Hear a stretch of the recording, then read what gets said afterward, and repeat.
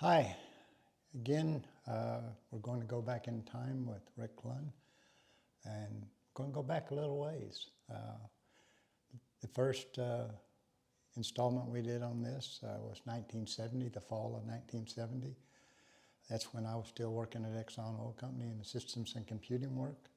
And that's when I first started watching this professional organization closely.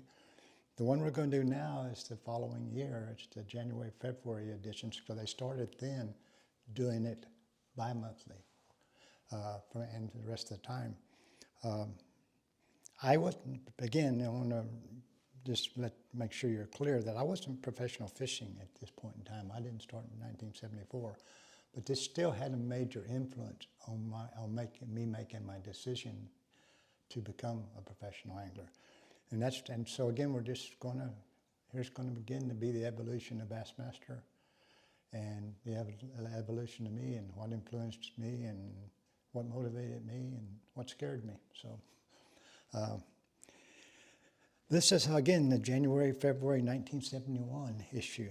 And it's amusing me. You see all these little yellow tabs. I go back. I haven't looked at these things in years and years. And so a lot of it I have forgotten.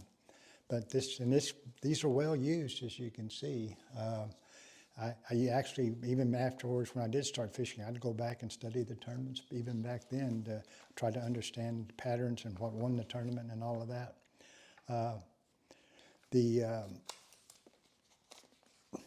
But again, I find it amusing. Here's a lure ad, okay? And look at this. This time it's true. So it implied before it wasn't. You know? So again, it just reinforced the fact that fishermen were liars back then, and they still are. Sorry, but they are. And so this was some new lure, and I don't even remember it, called a fishback, and it shows all the giant catches that you were guaranteed to catch on it. Well, we all know as fishermen that there's no guarantees.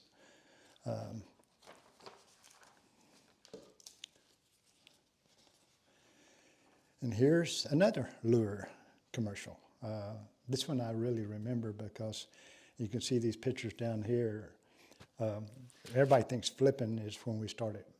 With D. Thomas that came out from out west is when we started fishing vertically. But that's not true. You can see him, Bobby Medders here from Louisiana.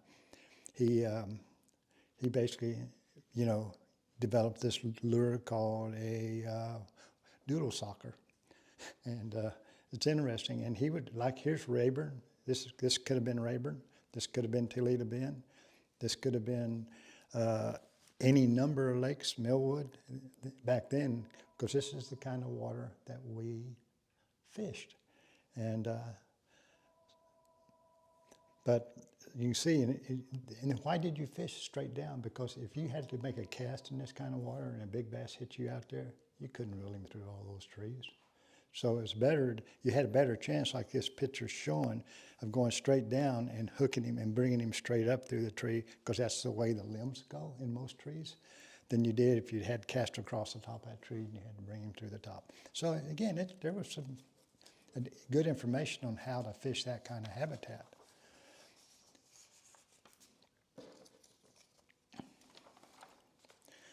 Again, we see,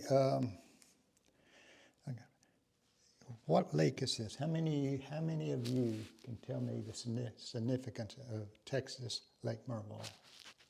Because most of you probably hadn't even heard of it. Monster bass. That lake in Texas, even with Toledo Bend and Rayburn, produced the biggest fish in the lake, and that's what this article's about. Why? And but even more important than the why then, and what I find curious, what they call a big bass back then was 8 pounds. Okay, well, modern day fishermen know that that's not even hardly considered a big bass anymore. But Murvaul, when Texas, and one of the best conservation agencies in the country was the Texas Parks and Wildlife, they decided to bring Florida's into Texas, because Florida's, a big lunker there was 10 or sometimes even better. And so they wanted to bring those bigger fish into Texas. But they realized that everybody was afraid back then that the Florida fish was not cold water tolerant. So Murvaul was a little bit north of what, Florida fish would have been. So they decided to get our biggest fish out, which was coming out of Lake Murvaul, and crossbreed them with the Florida fish. That became the famous F1.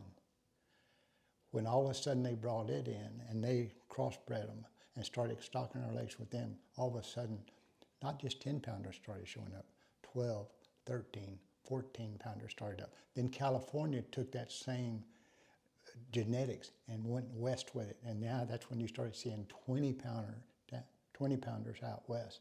So this lake played a huge role in all the big bass that we see in our lakes nowadays. So it's a really neat, that was a neat memory to me, because I'd forgot that.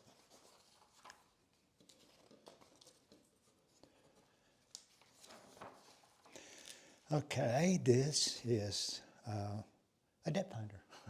You see, there's a fancy looking electronics.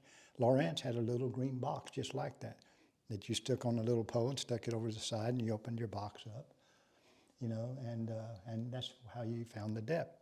So there's again the evolution of the electronics that we're well aware of now, because that's all anybody talks about is modern electronics. Again, Bass was concerned about pollution, so it was genuine. It was not just, putting on. And really, right in this particular article, they explained, because most of us back then didn't know how pollution worked through in the chain of life. It works like they're trying to explain here. It's with the microorganisms into the little small, plant life, and into little bugs, and eventually into the fish, and eventually on our tables and into us. And so they were really trying to, understand and make people more and more aware of pollution and how it affected the whole food chain, including us.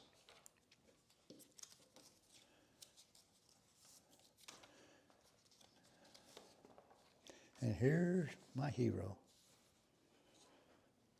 He's the one that really had, and here's Bill and Roland, both at one of the early tournaments, and they played a huge significant role in my approach to fishing. Bill made me, because when I quit my job with Exxon, everybody thought I was nuts. I mean, that was one of the best jobs you could have in the second largest computing center in the world, and yet I quit, gave up what everybody called, medical benefits and retirement benefits. And so it was hard for people to understand. And this is where Ray either was incredibly smart or got dang lucky, because Bill Dance came into the scene and he had all of his teeth and he dressed well and he was smart. Because fishermen back then, that was not the image most people had. And then he gave us a better image. And he gave me more confidence that you were bona fide. Then Roland came in next, and Bill was a comedian. He was intelligent. He was good on television. Roland had to learn those things, and Bill didn't. He was a natural. But the thing Roland brought in was that everybody still at that time thought fishing was luck, 90% luck. Roland brought in, and he brought the science to it. And all of a sudden, that even gave me super confidence, because it's luck, you're not going to make it. When he came in, I thought, if it takes some brains, I think I'm fairly smart when it comes to fishing. I think I can do it. He gave me the science and motivated me in that area.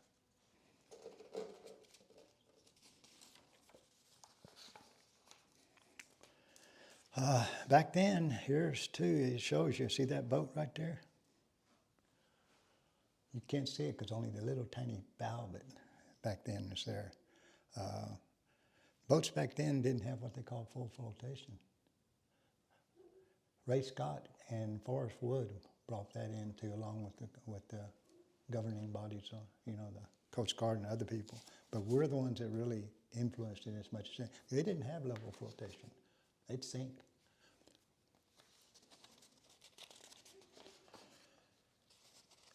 And this picture here, I actually drew him in a tournament. The main topic of conversation for the last couple of years in fishing has been forward-facing sonar. And everybody's questioning the good and the bad of it.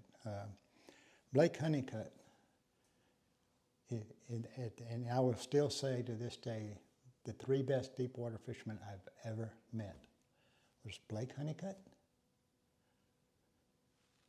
Bill Garland, and hopefully I'll get to explain him later. He was in my bass club, and Randy Fight. And Bill Garland taught Randy Fight. I can't imagine, I would love to have a time machine and bring them back with the modern day electronics. They would take it another level than where it's at right now. They were that good. They could do what most of those guys are doing now with a little flasher. It's just a little red blip on the screen. They were amazing. And it does my heart good to see a picture of Blake again, because I actually drew him at Santee Cooper. And they were a master at a jigging spoon. And we went out in the middle of Santee Cooper, in the middle of nowhere, and 25 foot and 35 foot on sunken roadbed, and ever drop. You were pulling one up. And so it's a neat memory. But everything's connected to now. But this is the beauty of, we're going to go through a bunch of these magazines. I got every one of them.